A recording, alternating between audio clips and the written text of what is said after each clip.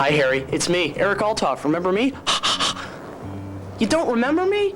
Oh, man, come on. I only worked on your Lindbergh show for like 7 summers. I worked on your cabarets and your musicals. I was in your art and craft of film class, for heaven's sake, and you still don't remember me? What the hell's a guy gotta do to get remembered around this joint?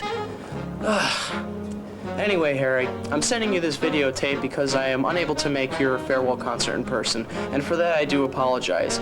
You see, when I first went to college and signed up to be a creative writing major, what they neglected to tell me was that when I graduated I was gonna be poor for the rest of my life. So that's why I'm sending you this little videotape as a present and as a thank you for everything that you did for me when I was at 100 and Central. You know, when I'm trying to write, sometimes I need a little break, you know, with stress relief. So this is where I come. I call this the stress relief cabinet. This is the instrument that I use to conduct $1 million deals with on a daily basis. We call it the Kazman phone around here. As you can see, it's silent at the moment. Truth be told, it doesn't ring that often. But someday, man, someday, I can't think of a truthful way to end that sentence. And this is my production office, where all of the magic happens. This is my secretary, Tracy. Eric, I'm telling you, I'm not your secretary, okay? Divorced. Okay, Becky, what I'd like you to do for me is look at the camera and say, congratulations, Harry Kazman. Why? It's for this thing up there. Just look right over there. No. What? I don't want to. It'll only take you a second. I don't want to say it. Please? No. Please? No. So anyway, I'm talking to Tommy, right? And he says, hey, Eric, I love your script. Baby, I gotta tell you, this thing is butter, it's spelt, it's hip, it's rockin'. The only thing about it, though, is you gotta change your ending, you know, make it a little bit better. I said, better? Tommy, I hardly knew her. You get it? Better? I hardly knew her? I get it. I thought I get it. Here, get this, right? To work. Yes, boss. Hey, Big K, I just can't thank you enough for everything that you taught me in your art and craft of film class. Everything that you taught me in that class, I brought with me in my study of film and in my production of film. In fact, some of the great American movies that have been made in the 20th century I watched and learned in your class. Such greats as the Hammer film classic, Dracula, Prince of Darkness, the Sylvester Stallone actioner, Cliffhanger, the third in the Nightmare on Elm Street series, Nightmare on Elm Street 3, Dream Warriors, and finally, the little-seen, oft-maligned masterpiece, Death Wish 3, starring Charles Bronson.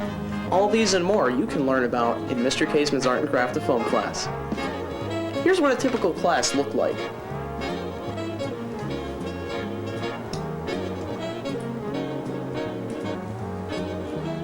Hey, good morning, class. Today's movie is Annie Hall. This is a Woody Allen film that was made in 1977. It stars Woody Allen. It was also directed and written by Woody Allen. It features Woody Allen as Albie Singer, the main character. Also featured is Diane Keaton as Annie Hall, the titular character. And I want you to all please pay very close attention as you're watching.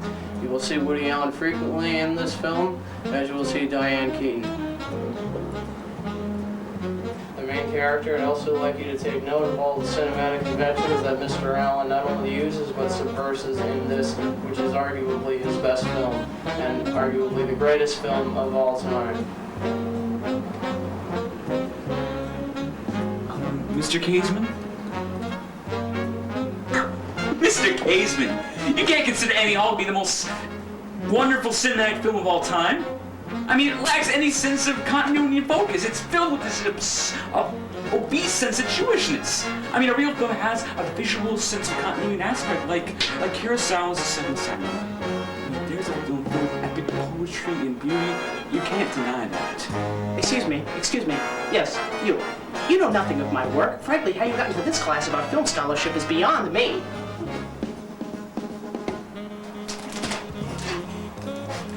Remember, kids, tape is cheap, so use a lot of it. This entire sketch, I mean, it makes no sense to me. It's like a Noel Coward play or the cast of a Fellini film. What can I say? My tastes are very complex.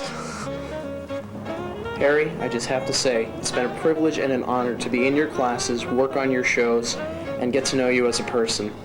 May you continue to do what you do best, bring us the best quality shows in town, that being Flemington, for the next 32 years. So congratulations, good night, And one more thing. I never saw the Lindbergh Child.